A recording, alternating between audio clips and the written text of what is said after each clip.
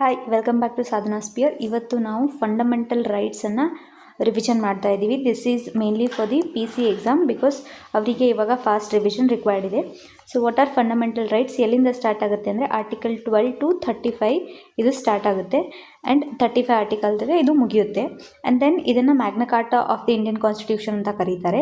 Fundamental rights are not absolute but qualified, ಅಂದರೆ ಅವು limited ಆಗಿರುತ್ತೆ, ಅದನ್ನು ನೀವು ಅಬ್ಸಲ್ಯೂಟ್ ಆಗಿ ಯೂಸ್ ಮಾಡೋಕ್ಕೆ ಬರಲ್ಲ.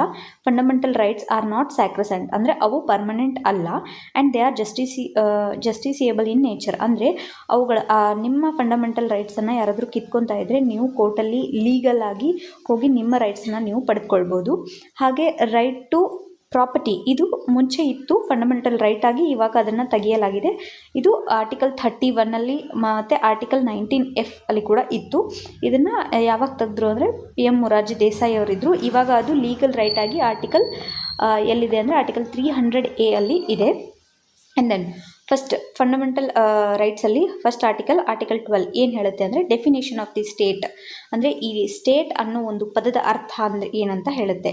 ಇದು ಸ್ಟೇಟ್ ಗೌರ್ಮೆಂಟ್ ಆಗಿರ್ಬೋದು, government, parliament, government body, local or other ಅಥಾರಿಟೀಸ್ನ ಇನ್ಕ್ಲೂಡ್ ಆಗಿರುತ್ತೆ. ಸ್ಟೇಟ್ ಅನ್ನೋ ಪದ ಯಾವುದನ್ನು ಇನ್ಕ್ಲೂಡ್ ಆಗಿರುತ್ತೆ ಅಂತ MCQ ಅಲ್ಲಿ ಕೇಳಿದ್ರೆ this is the answer, within the territory of India. ಅಂದರೆ ಭಾರತದ, sorry for the map, but ಒಂದು ಈ ಇದೇನು ಭಾರತ ಮ್ಯಾಪ್ ಇರುತ್ತಲ್ಲ, ಈ ಒಂದು ಟೆರಿಟರಿಯಲ್ಲಿ ಬರುವಂತಹ ಎಲ್ಲ ಬಾಡಿಗಳು ಯಾವುದಕ್ಕೆ ಸಂಬಂಧಿಸಿರುತ್ತೆ ಅಂತಂದರೆ it is called a state. Okay, article 13, any law which inconsistent or controversial with the fundamental rights shall be declared as null and void by the judiciary.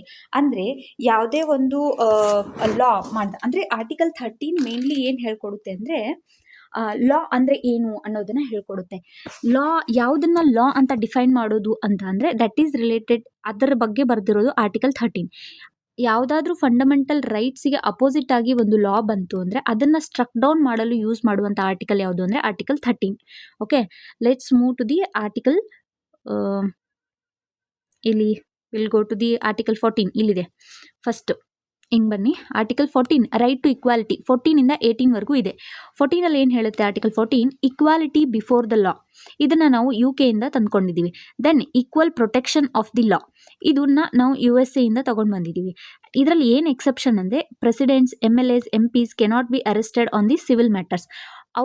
ಅವರಲ್ಲಿ ಪೊಸಿಷನ್ ಹೋಲ್ಡ್ ಮಾಡೋ ಟೈಮಲ್ಲಿ ನಾವು ಅವ್ರನ್ನ ಸಿವಿಲ್ ಮ್ಯಾಟರ್ಸ್ಗಳಿಗಾಗಿ ನಾವು ಅವ್ರನ್ನ ಏನು ಮಾಡೋಕ್ಕಾಗಲ್ಲ, ಅರೆಸ್ಟ್ ಮಾಡೋಕ್ಕಾಗಲ್ಲ. ದಟ್ ಈಸ್ ಕಾಲ್ಡ್ ಆಸ್, ಇದು ಆರ್ಟಿಕಲ್ 14 ಹೇಳುತ್ತೆ. ಇನ್ನು article 15, it is equality to status, right against discrimination of gender, race, caste, sex, religion and place of birth.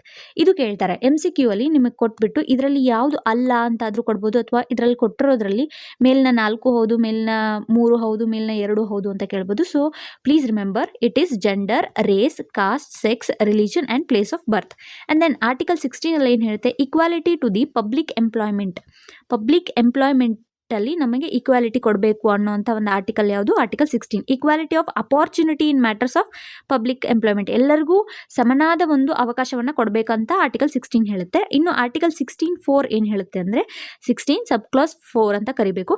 Promotion and reservation in the appointment not a violation of right to equality, ಅಂದರೆ ಅವರಿಗೆ ಇವಾಗ ಹಿಂದುಳಿದವರಿಗೆ promotion ಮತ್ತು reservation ಕೊಡುವುದನ್ನು ಇದು violation of right to equality ಅಲ್ಲ ಅಂತ article 16 ಸಬ್ class 4 ಹೇಳುತ್ತೆ. ಇದಕ್ಕೆ ಸಂಬಂಧಿಸಿದಂಥ ಕೇಸಸ್ ಯಾವುದು ಅಂದರೆ Balaji versus state of Mysuru, Devadasan versus Union of India case, ಇನ್ನು Indira Sawhney case which says 50% cap for the reservation 50%ಗಿಂತ ಮೀರಬಾರ್ದು ಅಂತ ಹೇಳೋದು ಇಂದಿರಾ ಸ್ವಾನಿ ಕೇಸ್.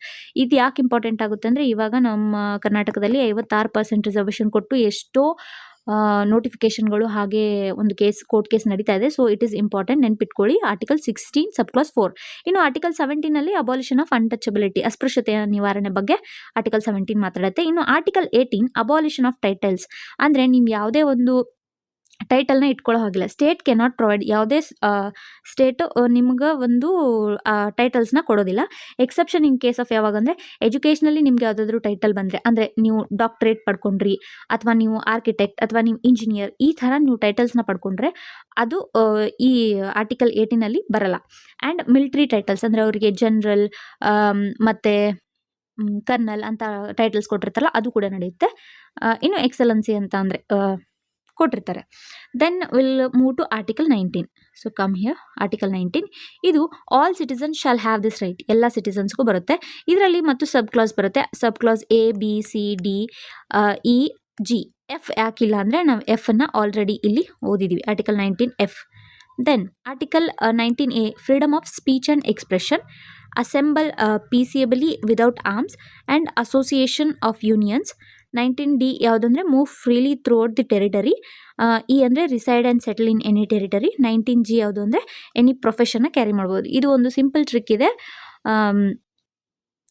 ವಾಕ್ ಅಂದರೆ ವಾಕ್ ಸ್ವತಂತ್ರ, ವಾಕ್ ಮಾಡಿ, ಸಭೆ ಸೇರಿ, ಸಂಘ ಕಟ್ಟಿ, ಸಂಚರಿಸಿ, ಮತ್ತು ಅಲ್ಲೇ ಉಳ್ಕೊಂಡು, ಆಮೇಲೆ ಯಾವುದೇ ಒಂದು ವ್ಯಾಪಾರವನ್ನು ಮಾಡುವಂಥ ಹಕ್ಕು ನಮ್ಗೆ ಕೊಡುತ್ತೆ. ಇದು ಕನ್ನಡದಲ್ಲಿ ಒಂದು ಟ್ರಿಕ್ ಇದೆ. So you can read like that. ಇನ್ನು article 20, protection in respect of conviction for the offence. ಏನಂದರೆ no ex post facto law ಅಂದರೆ no person shall be convicted at any offence except for a violation of the law force at the time of commission. ಅಂದರೆ ನೀವು ಇವತ್ತು ಏನಾದರೂ ತಪ್ಪು ಮಾಡಿದರೆ ಇವತ್ತಿನ ತನಕ ಏನು ಶಿಕ್ಷೆನ ಆ ತಪ್ಪಿಗೆ ಏನು ಶಿಕ್ಷೆ ಅಂತ ಇರುತ್ತೋ ಅದೇ ಶಿಕ್ಷೆಯನ್ನು ಕೊಡಬೇಕು. ಆದರೆ ಹಿಂದಿನ ಹೋಗಿ ಮುಂಚೆ ಯಾವ ಲಾ ಇತ್ತು, ಮುಂಚೆ ಯಾವ ಶಿಕ್ಷೆ ಕೊಡಬೇಕಾಗಿತ್ತು ಆ ಥರ ಎಲ್ಲ ಕೊಡೋ ಹಾಗಿಲ್ಲ. ಇನ್ನು ಮುಂದೆ ಯಾವುದೇ ಲಾ ಆದರೂ ಇದೇ ಒಂದು ತಪ್ಪಿಗೆ ಆ ಶಿಕ್ಷೆಯನ್ನು ಕೊಡುವಂತಿಲ್ಲ. ಇವತ್ತಿನ ದಿನಕ್ಕೆ ನೀವು ಮಾಡಿದ ತಪ್ಪಿಗೆ ಏನು ಶಿಕ್ಷೆ ಕೊಡಬೇಕಿತ್ತೋ ಅದೇ ಶಿಕ್ಷೆಯನ್ನು ಕೊಡಬೇಕು ಅಂತ ಹೇಳುತ್ತೆ. That is why it is called as no ex post facto law ಅಂತ ಕರೀತಾರೆ. ಇನ್ನು ನೋ ಡಬಲ್ ಜಿಯೋಪಾಡಿ ಅಂದರೆ ಒಂದು ತಪ್ಪಿಗೆ ಒಂದೇ ಸತಿ ಶಿಕ್ಷೆಯನ್ನು ಕೊಡಬೇಕು, 2 ಸತಿ ಕೊಡೋ ಹಾಗಿಲ್ಲ. ನೋ ಡಬಲ್ ಅಂದರೆ 2 ಸತಿ ಯಾವುದೇ ಶಿಕ್ಷೆಯನ್ನು ಕೊಡೋ ಹಾಗಿಲ್ಲ. ನೋ ಸೆಲ್ಫ್ ಇನ್ಕ್ರಿಮಿನೇಷನ್ ಅಂದರೆ no person accused of any offence shall be compelled to be witness against himself. ಅಂದರೆ ಯಾರಾದರೂ ತಪ್ಪು ಮಾಡಿದರೆ ಅವರನ್ನು ನೀವು ಫೋರ್ಸ್ ಮಾಡುವಂತಿಲ್ಲ, ಅವ್ರ ಅಗೇನ್ಸ್ಟ್ ಅವರೇ ಸಾಕ್ಷಿ ಕೊಡುವಂತೆ ನೀವು ಅವರನ್ನು ಫೋರ್ಸ್ ಮಾಡುವಂತಿಲ್ಲ ಅನ್ನೋದನ್ನ ಈ 3 ಪಾಯಿಂಟ್ಸನ್ನು ಹೇಳೋದು ಯಾವುದು ಆರ್ಟಿಕಲ್ 20. ಇನ್ನು ಆರ್ಟಿಕಲ್ 21 ನಿಮಗೆಲ್ಲ ಗೊತ್ತಿರುವಂತಹ ಫೇವ್ರೇಟ್ ಆರ್ಟಿಕಲ್ ಇದು. It is the protection of life and personal liberty. No person shall be deprived of his life and personal liberty. ಅಂದರೆ ಒಬ್ಬರಿಗೆ ಬದುಕುವ ಹಕ್ಕನ್ನು ಕೊಡೋದು ಯಾವುದು ಅಂದರೆ ಆರ್ಟಿಕಲ್ 21. ಇನ್ನು ಆರ್ಟಿಕಲ್ 21A ಯಾವುದಕ್ಕೆ ಇಂಪಾರ್ಟೆಂಟ್ ಆಗುತ್ತೆ ಅಂದರೆ it is right to education. ಅಂದರೆ ಶಿಕ್ಷಣದ ಹಕ್ಕನ್ನು ಹೇಳೋದು article 21A. Provide free and compulsory education to all the childrens of the age 6 to 14 years ಇರುವಂಥ ಎಲ್ಲ ಮಕ್ಕಳಿಗೂ ಫ್ರೀ ಎಜುಕೇಷನ್ ಕೊಡಬೇಕು ಅಂತ ಹೇಳೋದು ಯಾವುದು ಆರ್ಟಿಕಲ್ 21A. ಇದನ್ನು 86th ಕಾನ್ಸ್ಟಿಟ್ಯೂಷನಲ್ ಅಮೆಂಡ್ಮೆಂಟ್ 2002 ಅಲ್ಲಿ ಹೇಳಿದೆ. ಇದನ್ನು ಅಮೆಂಡ್ಮೆಂಟ್ ಯಾವುದು ಅಂತ ಕೇಳ್ಬೋದು. So please read that. ಇನ್ನು ಆರ್ಟಿಕಲ್ 22 ಅಲ್ಲಿ ಬಂದರೆ protection against the arrest and the detention in the certain cases. ಒಂದಷ್ಟು ಕೇಸಲ್ಲಿ ಅರೆಸ್ಟ್ ಮತ್ತು ಡಿಟೆನ್ಷನ್ನಿಂದ ಪ್ರೊಟೆಕ್ಟ್ ಮಾಡೋ ಸಲುವಾಗಿಯೇ ಆರ್ಟಿಕಲ್ 22 ಇರೋದು. No person who is arrested shall be detain in the custody without being inform. ಅಂದರೆ ಅವರಿಗೆ ಹೇಳದೇನೆ, ಯಾವ ಗ್ರೌಂಡ್ ಮೇಲೆ ಅವ್ರನ್ನ ಅರೆಸ್ಟ್ ಮಾಡ್ತಿದ್ದೀರಾ ಅಂತ ಹೇಳದೇನೆ ಅವ್ರನ್ನ ಅರೆಸ್ಟ್ ಮಾಡುವಂತಿಲ್ಲ. ಇನ್ನು every person who is arrested and detained in a custody shall be produced before the nearest magistrate in 24 hours. ಅವರನ್ನು ಅರೆಸ್ಟ್ ಮಾಡಿದ 24 ಗಂಟೆಗಳಲ್ಲಿ ನಿಯರೆಸ್ಟ್ ಮ್ಯಾಜಿಸ್ಟ್ರೇಟ್, ನಿಯರೆಸ್ಟ್ ಕೋರ್ಟಲ್ಲಿ ಅವ್ರನ್ನ ಪ್ರೊಡ್ಯೂಸ್ ಮಾಡಬೇಕು ಅನ್ನೋದೊಂದು ಲಾ. ಇನ್ನು ಪ್ಯೂನಿಟಿವ್ ಆ್ಯಂಡ್ ಪ್ರಿವೆಂಟಿವ್. ಪ್ಯೂನಿಟಿವ್ ಅಂದರೆ ಕ್ರೈಮ್ ಹ್ಯಾಸ್ ಡನ್, ಆಲ್ರೆಡಿ ಅವರಿಂದ ತಪ್ಪು ನಡೆದು ಹೋಗಿದೆ, ಆವಾಗ ಅವರನ್ನು ನಾವೇನಾದರೂ ಅರೆಸ್ಟ್ ಮಾಡಿದರೆ ದಟ್ ಈಸ್ ಕಾಲ್ಡ್ ಎಸ್ ಪ್ಯೂನಿಟಿವ್, ಅಂದರೆ ಪನಿಷ್ಮೆಂಟ್ ಆಗಿ. ಇನ್ನು ಪ್ರಿವೆಂಟಿವ್ ಅಂದರೆ ಆನ್ ಸಸ್ಪೆಕ್ಟ್, ಅಂದರೆ ಇವ್ರು ಮುಂದೆ ಹೋಗಿ ತಪ್ಪು ಮಾಡ್ತಾರೆ ಅನ್ನೋವಂಥ ಒಂದು ಅವರನ್ನು ಸಸ್ಪೆಕ್ಟ್ ಆಗಿ ನೀವು ಥಿಂಕ್ ಮಾಡಿ ಅವ್ರನ್ನ ಅರೆಸ್ಟ್ ಮಾಡೋದು ಇಸ್ ಕಾಲ್ಡ್ ಎಸ್ ಪ್ರಿವೆಂಟಿವ್. ಅಂದರೆ ಅವ್ರು ತಪ್ಪು ಮಾಡಬಾರ್ದು ಅಂತ ಮುಂಚೆನೇ ಮುನ್ನೆಚ್ಕೊಂಡು ಅವ್ರನ್ನ ಅರೆಸ್ಟ್ ಮಾಡೋದು. ಆ್ಯಂಡ್ ದೆನ್ ನಾವಿವಾಗ ನೆಕ್ಸ್ಟ್ ಆರ್ಟಿಕಲ್ 23 ಹೋಗೋಣ. ಆರ್ಟಿಕಲ್ 23 ರೈಟ್ ಅಗೇನ್ಸ್ಟ್ ಎಕ್ಸ್ಪ್ಲಾಯ್ಟೇಷನ್ ಏನು ಹೇಳುತ್ತೆ, ಹ್ಯೂಮನ್ ಟ್ರಾಫಿಕಿಂಗ್ ಮತ್ತು ಫೋರ್ಸ್ ಲೇಬರ್ ಬಗ್ಗೆ ಮಾತಾಡುತ್ತೆ ಆರ್ಟಿಕಲ್ 23. ಎಕ್ಸೆಪ್ಷನ್ ಏನಂದರೆ state can force people to do some compulsory services ಇರುತ್ತೆ, ಅದನ್ನು ಮಾಡೋಕ್ಕೆ ಫೋರ್ಸ್ ಮಾಡುತ್ತೆ. ಬಟ್ ಅನ್ಲೆಸ್ ಹ್ಯೂಮನ್ ಟ್ರಾಫಿಕಿಂಗ್ ಮತ್ತು ಫೋರ್ಸ್ ಲೇಬರ್ ಅದನ್ನು ಬೇಗಾರ್ ಅಂತ ಕರೀತಾರೆ. ಫೋರ್ಸ್ ಲೇಬರ್ನ ಏನಂತ ಕರೀತಾರೆ ಅಂದರೆ ಬೇಗಾರ್. ಹ್ಯೂಮನ್ ಟ್ರಾಫಿಕಿಂಗ್ ಅಂದರೆ ಏನು, ಅವ್ರನ್ನ ಇಲ್ಲಿಂದ ತೊಗೊಂಡು ಹೋಗಿ ಒಂದಷ್ಟನ್ನು you have seen in the movies, ಅವ್ರನ್ನ ತೊಗೊಂಡು ಹೋಗಿ ಬೇರೆ ಯಾವುದಾದ್ರು ದೇಶಕ್ಕೆ ಮಾರ್ತಿರ್ತಾರೆ. That is called as human trafficking. Whereas article 24 ಏನಂದರೆ ಚೈಲ್ಡ್ ಲೇಬರ್ನ ಮಾಡಬಾರ್ದು. 14 yearsಗಿಂತ ಕೆಳಗಡೆ ಇರೋ ಮಕ್ಕಳನ್ನ ಹಜಾರ್ಡಸ್ ಇಂಡಸ್ಟ್ರಿಯಲ್ಲಿ ಹಾಕೋ ಹಾಗಿಲ್ಲ. ಆ್ಯಂಡ್ ನೀವೆಲ್ಲ ಅನ್ಕೋಬೋದು ಈ ಹೋಟೆಲಲ್ಲೆಲ್ಲ ಸಪ್ಲೈ ಮಾಡ್ತಿರ್ತಾರಲ್ರಿ ಅದೇನು ಚೈಲ್ಡ್ ಲೇಬರ್ ಅಲ್ವಾ ಅಂತ. ದಟ್ ಡಸ್ ನಾಟ್, ಅವ್ರನ್ನ ಅರೆಸ್ಟ್ ಮಾಡೋಕ್ಕಾಗಲ್ಲ. ಯಾಕಂದರೆ 14 yearsಗಿಂತ ಮುಂಚೆ ಇರೋರನ್ನ ಹಜಾರ್ಡಸ್ ಇಂಡಸ್ಟ್ರಿ ಅಂದರೆ ಡೇಂಜರಸ್ ಪ್ಲೇಸಲ್ಲಿ ಕೆಮಿಕಲ್ಸ್ ಅಂತ ದೊಡ್ಡ ಇಂಡಸ್ಟ್ರೀಸಲ್ಲಿ ಕೆಮಿಕಲ್ ಎಕ್ಸ್ಪೋಸ್ ಆಗಿರುವಂಥ ಇಂಡಸ್ಟ್ರಿಯಲ್ಲಿ ಮಾಡಿದ್ರೆ ಅದು ಚೈಲ್ಡ್ ಲೇಬರ್. ಆ್ಯಕ್ಚುಲಿ ಇಲ್ಲೂ ಮಾಡಬಾರ್ದು, ಬಟ್ ಒಂದಷ್ಟು ಕಷ್ಟ ಅಂತ ಸಿಚುವೇಶನ್ಸ್ ಅವರ ಲೈಫಲ್ಲಿ ಇರುತ್ತೆ. ಸೊ ಹಾಗಾಗಿ ಅವರು ಕೆಲಸ ಮಾಡ್ತಿರ್ತಾರೆ, ಆದಷ್ಟು ನೀವು ಅವ್ರಿಗೆ ಹೆಲ್ಪ್ ಮಾಡ್ತಾ ಇರಿ. And then article right to religion right of religion ಅಂತ ಬರುತ್ತೆ. Article 25 to 28. 25 ಏನು ಹೇಳುತ್ತೆ ಅಂದರೆ ಫ್ರೀಡಮ್ ಆಫ್ ಕಾನ್ಷಿಯನ್ಸ್, ಅಂದರೆ ಯಾವುದೇ ಒಬ್ಬ ವ್ಯಕ್ತಿಗೆ ತನಗೆ ಯಾವುದು ಬೇಕೋ ಆ ರಿಲಿಜನ್ನ ಚೂಸ್ ಮಾಡಿ ಪ್ರಾಕ್ಟೀಸ್ ಮಾಡಿ ಪ್ರೊಫೆಸ್ ಮಾಡುವಂಥ ಒಂದು ರೈಟ್ ಇರುತ್ತೆ. ಇನ್ನು ಆರ್ಟಿಕಲ್ 26 ಫ್ರೀಡಮ್ ಟು ಮ್ಯಾನೇಜ್, ಅವರವರ ಒಂದು ರಿಲಿಜಿಯಸ್ ಅಫೇರ್ಸನ್ನು ಅವರವರೇ ಮ್ಯಾನೇಜ್ ಮಾಡ್ಕೊಳ್ತಕ್ಕಂಥ ಒಂದು ರೈಟ್ನ ಆರ್ಟಿಕಲ್ 26 ಕೊಡುತ್ತೆ. ಇನ್ನು 27ನಲ್ಲಿ freedom as to payment of taxes for the promotion of any particular religion, ಅಂದರೆ ಅವ್ರ ಟ್ಯಾಕ್ಸಸ್ಸನ್ನು ಅವರು ತುಂಬುವಂಥ ಅವರ ರಿಲಿಜನ್ನ ಪ್ರಮೋಟ್ ಮಾಡುವಂಥ ಒಂದು ರೈಟ್ ಇರುತ್ತೆ. ಇನ್ನು 28ಅಲ್ಲಿ freedom as to attendance at the religious instruction or religious worship in certain educational institutions. ಒಂದಷ್ಟು ಇನ್ಸ್ಟಿಟ್ಯೂಷನಲ್ ಅಲ್ಲಿ ರಿಲಿಜಿಯಸ್ ಏನದು ಇನ್ಸ್ಟ್ರಕ್ಷನ್ನ ಕೊಡುವಂಥದ್ದು ಅವರಿಗೆ ಅಲೋ ಇರುತ್ತೆ. ಒಂದಷ್ಟು ಇವಾಗ ಗೌರ್ಮೆಂಟ್ ಇನ್ಸ್ಟಿಟ್ಯೂಷನಲ್ಲಿ ಇರೋದಿಲ್ಲ, ಬಟ್ ಅದು ಪ್ರೈವೇಟಾಗಿ ಅದು ರಿಲಿಜಿಯಸ್ ಇದರಿಂದ ಹೆಲ್ಡ್ ಆಗಿತ್ತಂದರೆ ಅವರು ಬೇಕಾದರೆ ಕೊಡ್ಬೋದು. ಫಾರ್ ಎಕ್ಸಾಂಪಲ್ ಇವಾಗ madrasa owned by there religious ಇದು ಆಗಿತ್ತು ಅಂದರೆ ಅವರಲ್ಲಿ ಇಸ್ಲಾಮಿಕ್ ಟೀಚಿಂಗ್ಸ್ನ ಕೊಡ್ಬೋದು. ಇವಾಗ ಸಿಖ್ ಓನ್ಡ್ ಒಂದು ಕಾಲೇಜ್ ಆಗಿತ್ತು ಅನ್ಕೋರಿ, ಅವರು ಅಲ್ಲಿ ಸಿಖಿಸಮ್ ಬಗ್ಗೆ ಕಲಿಸ್ಬೋದು. But it is not allowed in the entirely maintained by the government schools or colleges. Then cultural and educational rights, ಇದು 29-30. 29 ಏನು ಬರುತ್ತೆ, protection of interest of minorities, ಅಂದರೆ ರೈಟ್ ಟು ಪ್ರೊಟೆಕ್ಟ್ ಅವರ ಲ್ಯಾಂಗ್ವೇಜ್ ಸ್ಕ್ರಿಪ್ಟ್ ಕಲ್ಚರನ್ನು protect ಮಾಡುವಂಥ right ಅವರಿಗಿದೆ, ಅದು article 29ನಲ್ಲಿ. ಇನ್ನು 30ಯಲ್ಲಿ right of minorities to establish administration, ಅಂದರೆ ಯಾರಾದರೂ ಮೈನಾರಿಟೀಸ್ ಇದ್ದರೆ ಅಂದರೆ ಈ ಫಾರ್ ಎಕ್ಸಾಂಪಲ್ ಜೈನ್ಸ್, ಸಿಖ್ಸ್ ಅಥವಾ ಕ್ರಿಶ್ಚಿಯನ್ಸ್, ಅವರು ತಮ್ಮದೇ ಆದಂಥ ಒಂದಷ್ಟು ಎಜುಕೇಷನಲ್ ಇನ್ಸ್ಟಿಟ್ಯೂಷನ್ನ ತೆಗೆದು ಅದನ್ನು ಮೇಂಟೈನ್ ಮಾಡುವಂಥ ರೈಟ್ ಅವರಿಗಿದೆ. Right to establish and administer educational institution, ಇದು ಮೈನಾರಿಟೀಸ್ಗೆ ಮಾತ್ರ ಇರುವಂಥ ರೈಟ್. ಇನ್ನು ಆರ್ಟಿಕಲ್ 32, ಈ ಆರ್ಟಿಕಲ್ 32 ಯಾವುದಕ್ಕೆ ಇಂಪಾರ್ಟೆಂಟ್ ಅಂದರೆ ಇದು right to constitutional remedies, we have borrowed it from UK. ಇದರಲ್ಲಿ ಏನು ಮಾತಾಡ್ತೀವಿ ಅಂದರೆ ರಿಟ್ಸ್ಗಳ ಬಗ್ಗೆ ಮಾತಾಡ್ತೀವಿ. ಇದನ್ನು ಡಾಕ್ಟರ್ BR ಅಂಬೇಡ್ಕರ್ ಅವರು heart and soul of the Indian constitution ಅಂತ ಕರೆದ್ರು. Supreme Court cannot refuse to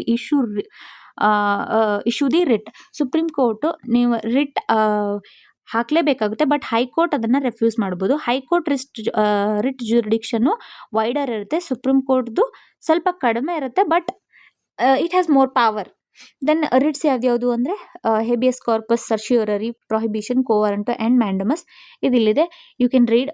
I hope ನಿಮ್ಗೆ ಅದೆಲ್ಲ ಗೊತ್ತು ಅನ್ಕೋತೀನಿ. ಆ್ಯಂಡ್ ದೆನ್ ಆರ್ಟಿಕಲ್ 33 ಏನು ಬರುತ್ತೆ ಅಂದರೆ parliament power to restrict fundamental rights of the armed personnels, ಅಂದರೆ ಈ ಆರ್ಮಿಯಲ್ಲಿ ಇರೋರಿಗೆ ಆಮೇಲೆ ಇನ್ನೂ ಇದರಲ್ಲಿರುವಂಥವ್ರಿಗೆ ಅವರಿಗೆ ಫಂಡಮೆಂಟಲ್ ರೈಟ್ಸ್ನ ರಿಸ್ಟ್ರಿಕ್ಟ್ ಮಾಡುವಂಥ ಅಥಾರಿಟಿ ಯಾರ ಬಳಿ ಇದೆ ಅಂದರೆ ಅದು ಬಳಿ ಇದೆ ಅಂದರೆ ಅದು ಪಾರ್ಲಿಮೆಂಟ್ ಹತ್ರ ಮಾತ್ರ ಇರೋದು. ಇನ್ನು ನೆಕ್ಸ್ಟ್ ಆರ್ಟಿಕಲ್ 34 ಏನಂದರೆ restriction on fundamental rights while martial law is in force, ಅಂದರೆ ಮಾರ್ಷಲ್ ಲಾ ಫೋರ್ಸಲ್ಲಿದ್ದಾಗ ಅಂದರೆ ನೇಷನಲ್ಲಿ ಆವಾಗ ನಾವು ಫಂಡಮೆಂಟಲ್ ರೈಟ್ಸ್ ಯಾಕಿಲ್ಲ ನಮಗೆ, ಹೌದು ಅದು ಜಸ್ಟಿಷಿಯೇಬಲ್ ಅಲ್ವಾ, ಯಾಕಿಲ್ಲ ಅಂತ ಕೇಳೋ ಹಾಗಿಲ್ಲ.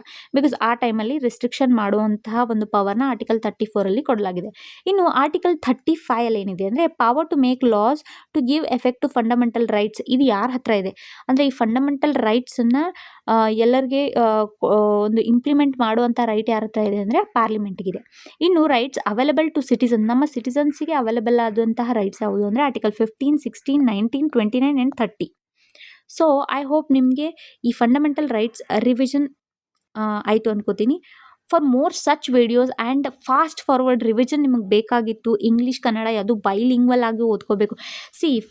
ಯಾಕೆ ಬೈಲಿಂಗ್ವಲ್ ಅಷ್ಟು ಇಂಪಾರ್ಟೆಂಟ್ ಅಂತಂದರೆ ನಿಮ್ಮ ಕ್ವೆಶ್ಚನ್ ಪೇಪರಲ್ಲಿ ಇಂಗ್ಲೀಷಲ್ಲೂ ಇರುತ್ತೆ, ಕನ್ನಡಲ್ಲೂ ಇರುತ್ತೆ. ಫಸ್ಟ್ ಪೇಜ್ ಇಂಗ್ಲೀಷಲ್ಲಿ ಇರುತ್ತೆ, ಸೆಕೆಂಡು ಕನ್ನಡಲ್ಲೂ ಇರುತ್ತೆ. ನೀವು ಕನ್ನಡದಲ್ಲಿ ಸ್ಪೆಲ್ಲಿಂಗ್ ಮಿಸ್ಟೇಕ್ಸ್ ಆಗಿತ್ತು ಅಂತಂದರೆ ಅವರು ಫೈನಲ್ ಆಗಿ ಕನ್ಸಿಡರ್ ಮಾಡೋದು ಇಂಗ್ಲೀಷ್ ಕಾಪಿನೇ.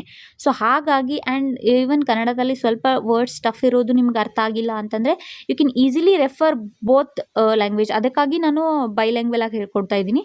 So for more such videos subscribe Sadhana sphere and comment ನಿಮ್ಗೆ ಯಾವ ಟಾಪಿಕ್ ಬೇಕು ಅಂತ.